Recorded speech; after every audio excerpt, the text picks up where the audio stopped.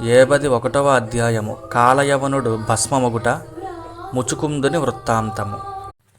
శ్రీ శుకుడు పలికెను, పరీక్షిన్ మహారాజా, మధురాపురము నుండి బయటకు వచ్చుచున్న శ్రీకృష్ణుడు తూర్పు దిశయందు ఉదయించుచున్న చంద్రుని వల్లే శోభిల్లుచుండెను. శ్యామవర్ణ శోభితుడై మిగుల దర్శనీయుడుగానున్న ఆ స్వామిని కాలయవనుడు చూచెను. ఆ స్వామి ధరించిన పట్టు పీతాంబరముల శోభలు అపూర్వములు. ఆ మహాత్ముని విశాలమైన వక్షస్థలమునందు శ్రీవత్స చిహ్నము విరాజిల్లుచుండెను. ఆయన కంఠమున అలంకృతమైన కౌస్తుభముని కాంతులీనుచుండెను. ఆ స్వామి యొక్క 4 భుజములను సమున్నతములు, దీర్ఘములు, నేత్రములు అప్పుడే వికసించిన కమలముల వలె మనోహరములు, కపోలములు, చెక్కిళ్ళు అత్యంత మనోజ్ఞములు. వాటిపై ప్రతిఫలించుచున్న కర్ణ కుండలముల నిగనిగల వైభవోపేతములు. సర్వదా చిరునవ్వులను చిందించుచున్న ఆ ప్రభువు యొక్క ముఖారవిందము చూడముచ్చట గొలుపుచుండెను.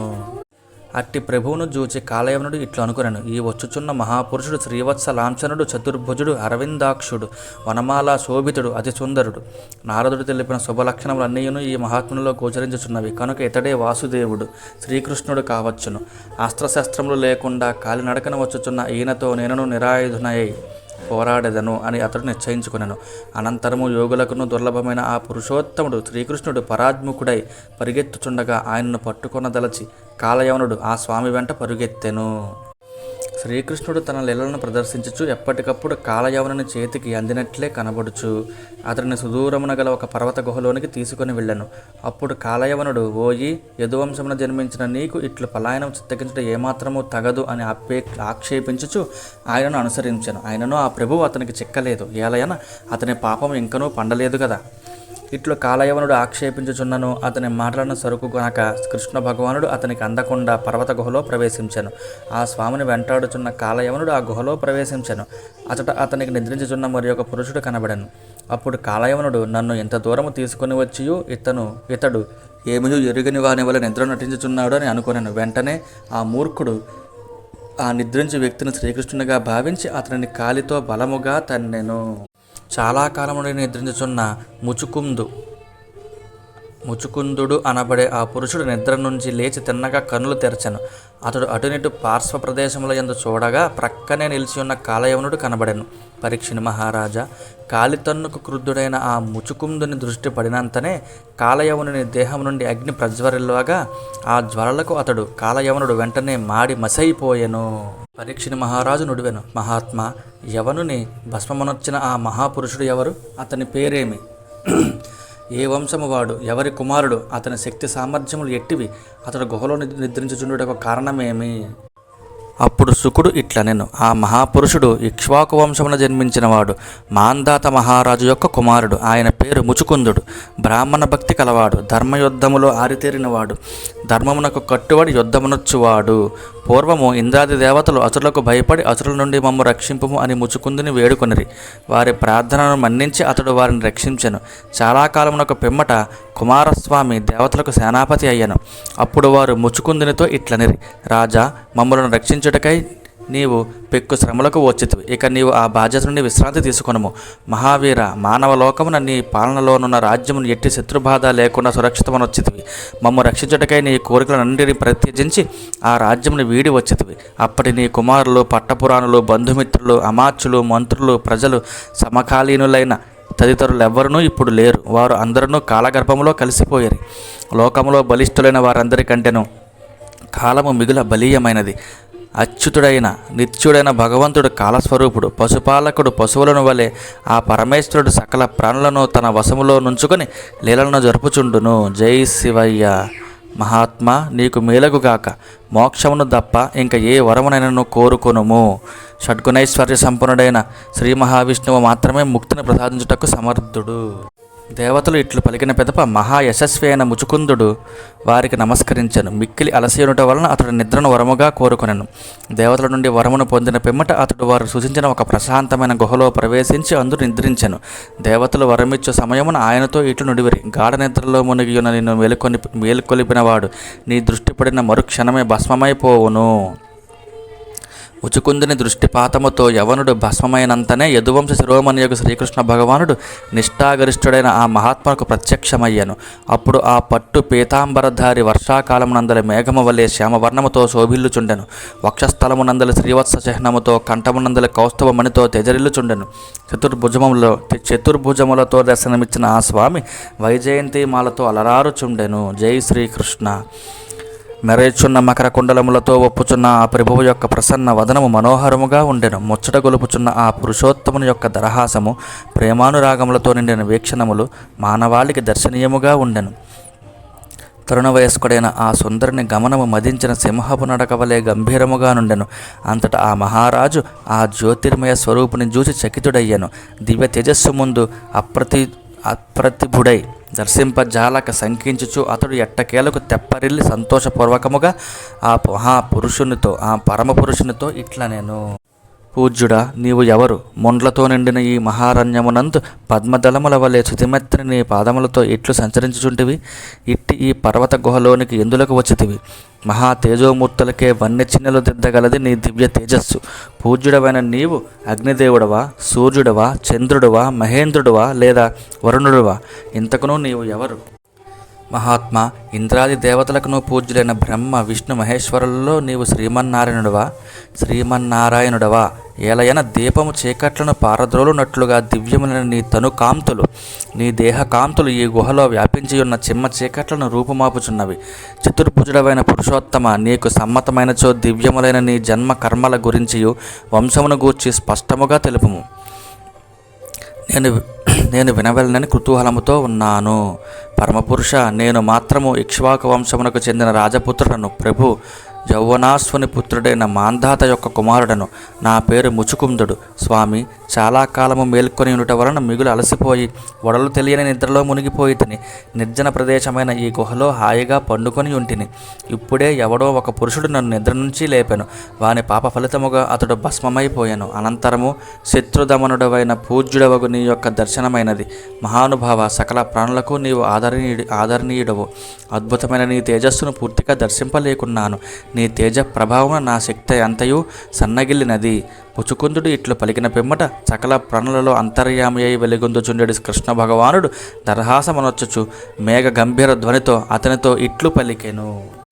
ముచుకుంద, నా జన్మకర్మలు, నామములు, పేర్లు అనంతములు, అవి అపరిమితములు. కావున వాటిని లెక్కించుటకు నాకును అసాధ్యము. రాజా, ఎవడైనను కొన్ని జన్మల పిమ్మటైనను భూమి యొక్క ధూళి కణములను లెక్కింపగలడేమో గాని నా అవతారములను, గుణములను, లీలలను, నామములను, పేర్లను మాత్రము లెక్కపెట్టజాలడు సుమా. ముచుకుంద రాజా, సనకసనందనాది మహామునులు సైతము త్రికాలముల యందలి భూత భవిష్యద్వర్ధమాత కాలముల యందలి నా జన్మ కర్మలను నిరంతరము వర్ణించుచూ వచ్చినను నేటికి వాటిని పూర్తి చేయలేకపోయారు. రాజా, ఇప్పటి ఈ అవతారమునకు సంబంధించిన నా జన్మ కర్మలను, నామములను, పేర్లను తెలిపెదను వినుము. పూర్వము బ్రహ్మదేవుడు భూమికి భారమైన అసురులను సంహరించి ధర్మమును పరిరక్షింపుము అని నన్ను ప్రార్థించియుండెను. అందువలన నేను యాదవ వంశమున వసుదేవుని ఇంట అవతరించితిని. వసుదేవుని కుమారుడనైన నన్ను వాసుదేవుడు అని వ్యవహరించుచున్నారు. ముచుకుంద మహారాజా, కంసుడిగా జన్మించిన కాలనేమియు సాధుపురుషులను బాధించుచుండునట్టి ప్రళంబాది రాక్షసులను నా వలన నిహతులైరి. ఈ కాలయవనుడు కూడా శైవరమైన నీ దృష్టిపాతమునకు గురి అయి దగ్ధమైపోవుట నా సంకల్ప ప్రభావముననే.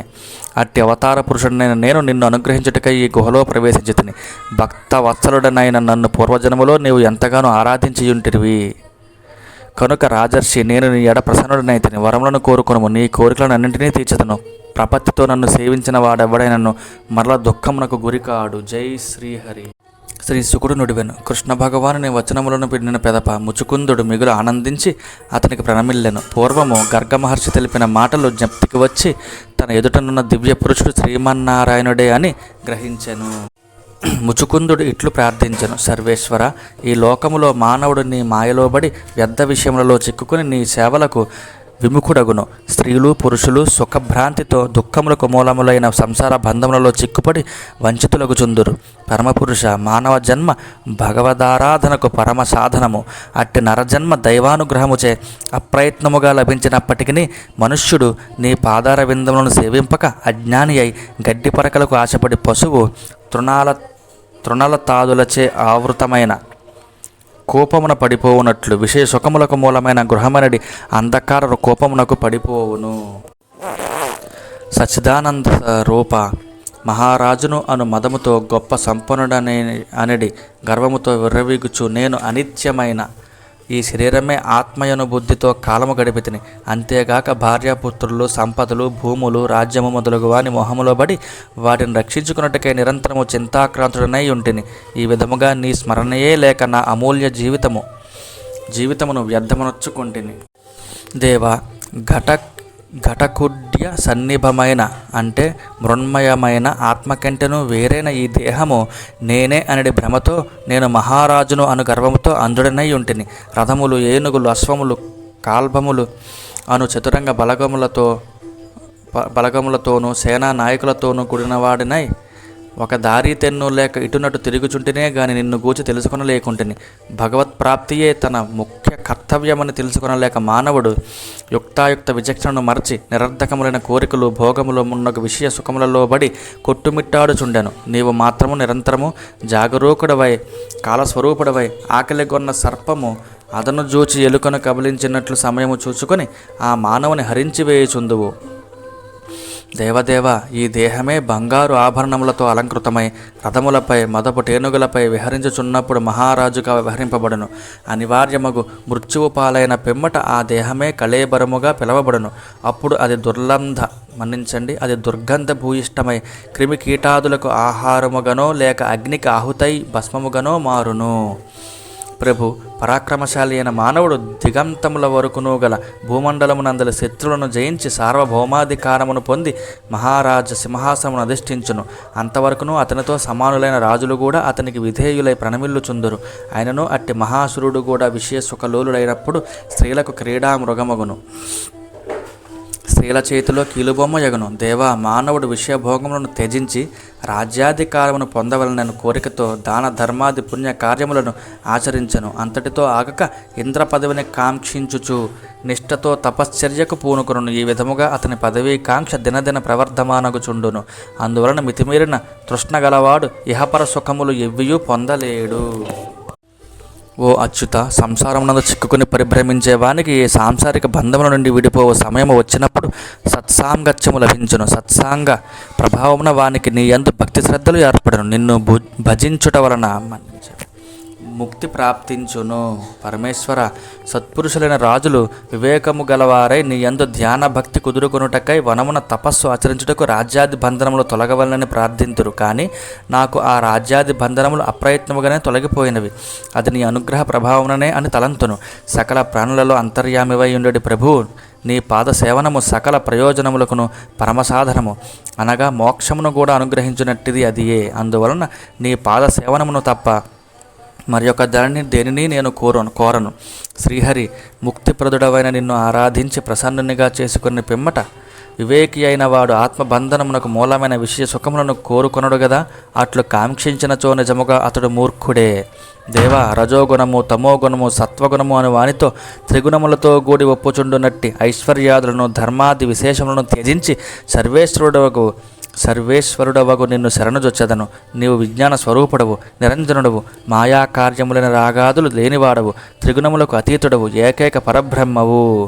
సకల లోకముల యందును నీతో సమానుడు గాని నీకంటే అధికుడు గాని ఎవ్వడునూ లేడు. పురుషోత్తముడు, మహదాశ్రయుడవైన నీవే ఇక నాకు దిక్కు.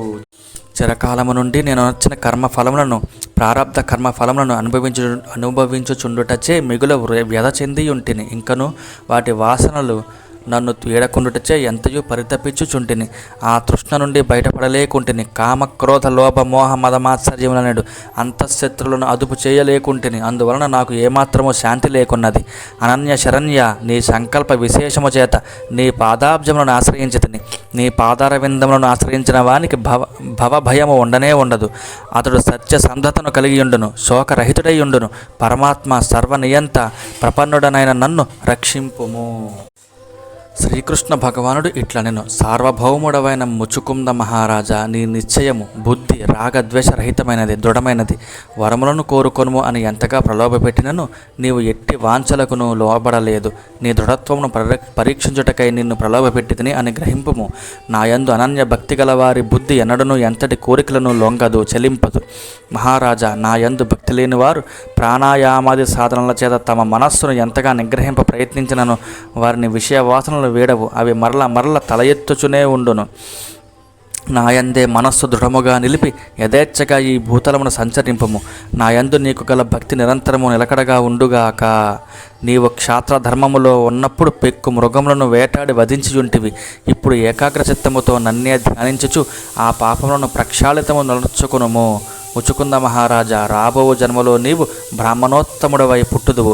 సకల ప్రాణులకును మిగుల హితుడవై మసలుకొనుచు సచ్చిదానంద స్వరూపుడనైన నన్నే పొందెదవు. జై శ్రీహరి.